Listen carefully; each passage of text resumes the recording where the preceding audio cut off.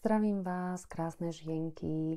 Prinášam vám teraz video na otázky a odpovede, ktoré by som chcela do tejto skupiny zaviesť a fungovalo by to tým spôsobom, že vždy každý víkend dám do skupiny príspevok, kde nájdete dotazník, ktorý môžete anonymne vyplniť.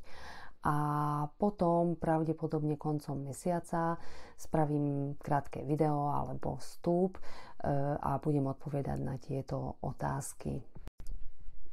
Dobre, takže ideme na tú otázku, jednu, ktorú sme mali tento mesiac uplynulý v našej skupinke.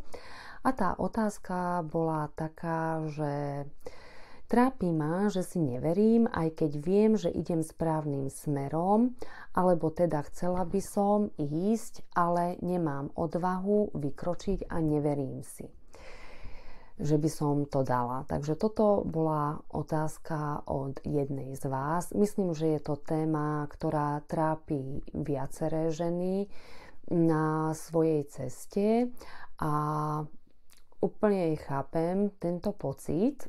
A myslím si, že fakt nie si s tým sama, keďže mnohí ľudia prežívajú takéto podobné obavy, aj keď v hĺbke duše veria, že sú na tej svojej správnej ceste. Tu je dôležité si uvedomiť, že tá sebadôvera nie je niečo, s čím sa narodíme, ale tá sebadôvera sa postupne buduje krok za krokom. A je to úplne prirodzené, keď cítiš, že tú neistotu v sebe a že keď chceš urobiť niečo nové, že tá neistota tam je.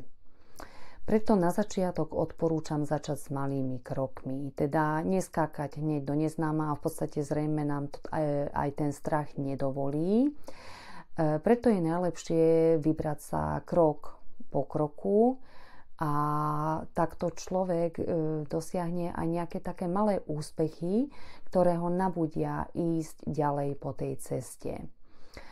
Je to také, ako keby si napríklad si skús predstaviť hmlu. Hej, že ideš cez tú hmlu a nevidíš ten jasný cieľ, nevieš kam ideš, ale urobíš len malý krok a potom ďalší krok a ďalší krok, lebo vieš, už tam ten krok pred sebou nejako vidíš a takto v podstate sa do toho cieľa dostaneš. Odporúčam sa spýtať aj na otázky, opýtať sa samej seba, čo najhoršie sa mi môže stať na tejto ceste, čo môžem stratiť, hej. Treba si položiť tieto otázky a dať si na ne odpovede, lebo často si uvedomíme, že ten strach je väčší ako to ozajstné riziko. Možno v hlave ti bežia myšlienky, že čo ak to nezvládnem, čo ak nie som dosť dobrá, čo ak to nie je práve pre mňa. Tieto obavy sú úplne normálne, ale v podstate oni nie sú pravdivé.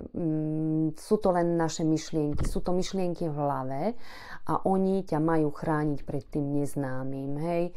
To sa behom rokov počas genetiky vyvíjalo v našich mysliach a preto je dobre spýtať sa pozitívne. Opýtaj sa, čo ak to zvládnem, čo bude potom, hej, si to predstav. Čo ak mi to naozaj pôjde? Čo ak mi táto cesta prinesie presne to, po čom túžim?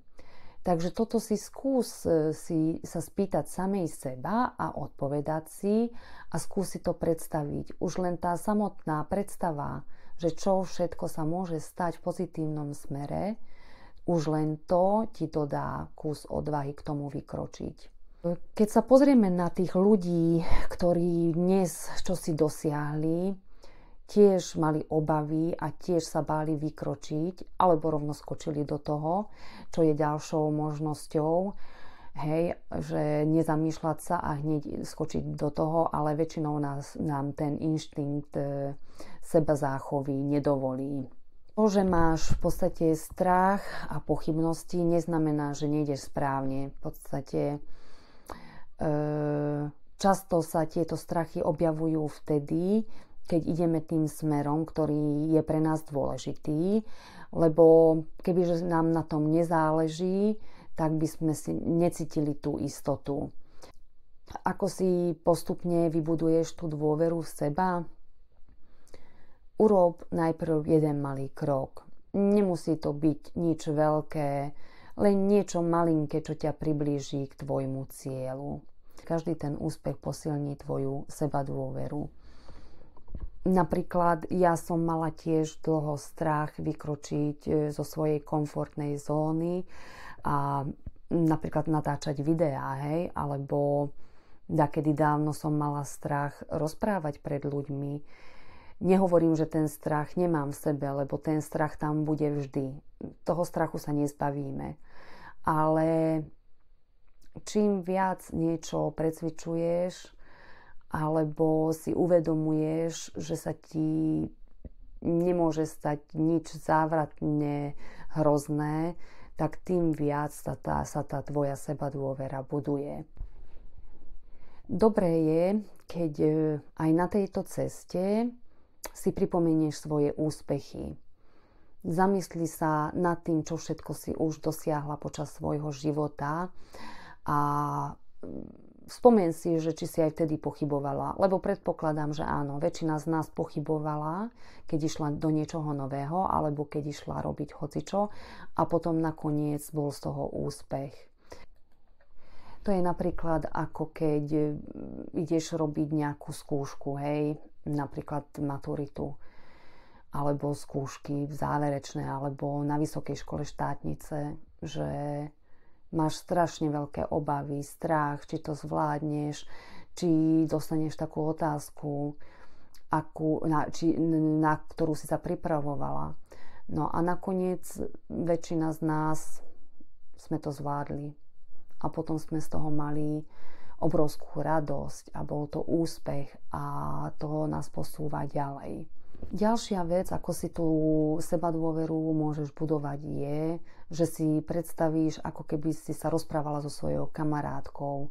Čo by robila kamarátka na tvojom mieste, kebyže sa rozpráva s tebou, hej? Že určite by ťa povzbudila, určite by ti dôverovala, že to zvládneš.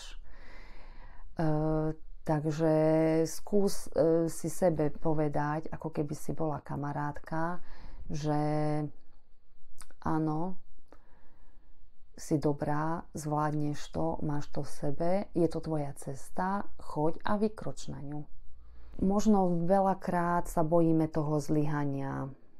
To zlyhanie je prirodzené a musíme s tým rátať, ale treba to brať ako spätnú väzbu. Hej? Čo sa nám nepodarilo, tak to nás môže posunúť. Častokrát nám tie zlyhania pomáhajú na našej ceste, posúvajú nás ďalej. A veľakrát, keď v niečom zlyháme, netreba to brať tak, že je to koniec, ale treba to brať tak, že nás to posunie ďalej, že vieme sa pozrieť na to, aké chyby sme spravili a čo by bolo dobré namiesto toho spraviť, akým smerom ísť. Takže, milá žena, milé ženy, ja vám všetkým držím palce, ktoré ste v tejto situácii, že sa bojíte vykročiť. Nebojte sa. Alebo bojte sa, hej, je to zdravý strach. Ten tam musí byť vždy a ten tam bude, ten tam nezmizne. Takže buďte odvážne, spravte ten malý krok a potom ďalší a ďalší. A uvidíte, že pekne, pomaličky všetko pôjde. Ono, veľakrát sme aj netrpezlivé.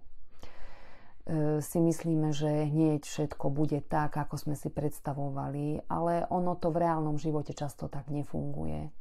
Takže hlavne vám prajem veľa vytrvalosti, veľa odvahy a to, že keď ste na tej svojej ceste, tak cítite, že to bude dobré.